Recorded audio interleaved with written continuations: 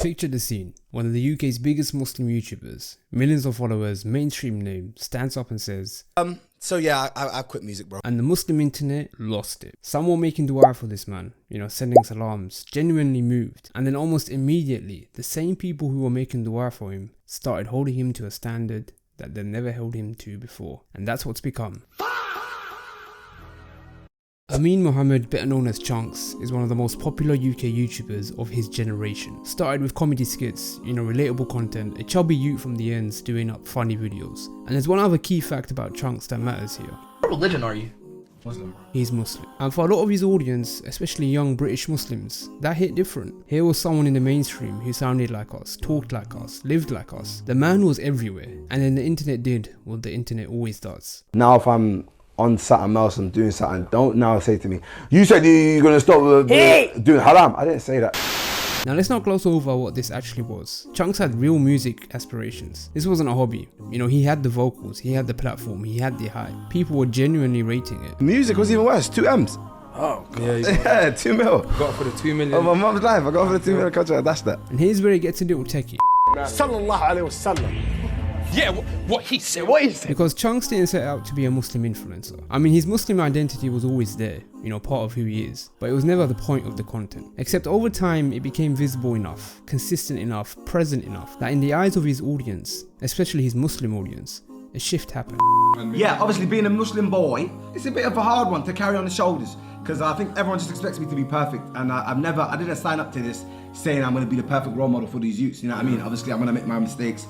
Same way I did music and I stopped that because obviously I realised that was mistakes. But he became what I like to call an accidental Muslim influencer. And that's where the dilemma begins. Because you see, on one side, if we as Muslims hold influencers like Chunkz to a higher standard, we gatekeep imperfect Muslims. We push them away from their audience. We lose the mainstream representation we've been starved of. And you know what? That representation matters. Non-Muslims seeing a guy walk away from a music career for his religion, that's indirect dawah, and that can be so powerful. However, on the flip side, if we don't hold these influencers to any standard, we start normalizing sins. We blur the line between Islamic values and haram adjacent lifestyle content, and we hand young Muslims the wrong map to navigate life with. So what I see are two rough types of Muslim creators. Type 1, the intentional Muslim creator. Your scholars, your Islamic educators, explicitly Muslim channels, heck, even my channel here. The contract is clear from day one. The audience knows exactly what they're getting, and the accountability that comes with that makes sense. They signed up for it. However, type 2, the accidental Muslim influencer, is where you get your Chunkz,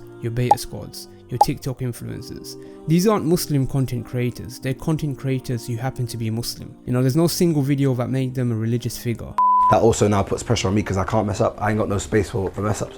Because if I do mess up, then it's gonna kind of be like, oh raw, what happened to perfect Chunk? I didn't say follow me, bro. You lot put me on that stage. You lot put me on that pedestal. Yeah. And now that now I'm just constantly under pressure where now there's no space for ridiculous. Well, bro, it's crazy. Nobody sat down and decided Chunkz was their Muslim role model. It just kind of happened. And now there's a gap between what these creators actually signed up for, which was entertaining people, and what a significant portion of their audience now needs them to be. That gap is where all the tension lies. And the unfortunate truth is that almost every major Muslim influencer right now is suffering from the consequences of this very gap. So what's the verdict on Chunkz? You know what? That question is kind of broken in the first place. The right question is what this whole dilemma reveals about us. We need a Muslim in the mainstream so badly. We need to feel seen, we need to feel the representation. And then when we hand a title to people who never applied for it, and then get upset when they don't wear it right, that's kind of on us. But also, to all Muslim influencers out there, including Chunkz, the Beta Squad and beyond, when your Muslim identity shows up enough, consistently enough, that millions of people start to look to you, that comes with something, whether you feel ready for it or not. role model was never one of them, bro. Because of the fact that you shouldn't look up to me. I'm gonna make mistakes and I'm gonna carry on making mistakes. Man is just trying to think for my peoples.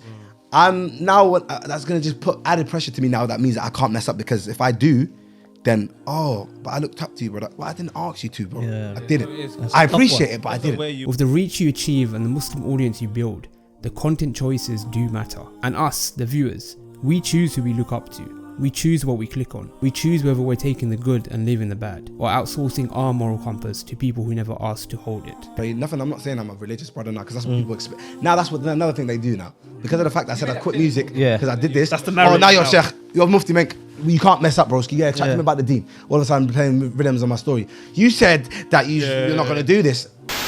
Because here's the thing, bro. Chunkz isn't the only one in this dilemma. You know, your colleagues at work are watching you. Your non-Muslim mates are clocking how you move. The people in your area are forming their entire understanding of Islam through your actions. Not through books, not through media, through you. You have eyes on you at all times, whether you've got a ring light or not. I don't have the answers for this dilemma, but maybe that's just a test of living this deen in this Dana Dunya.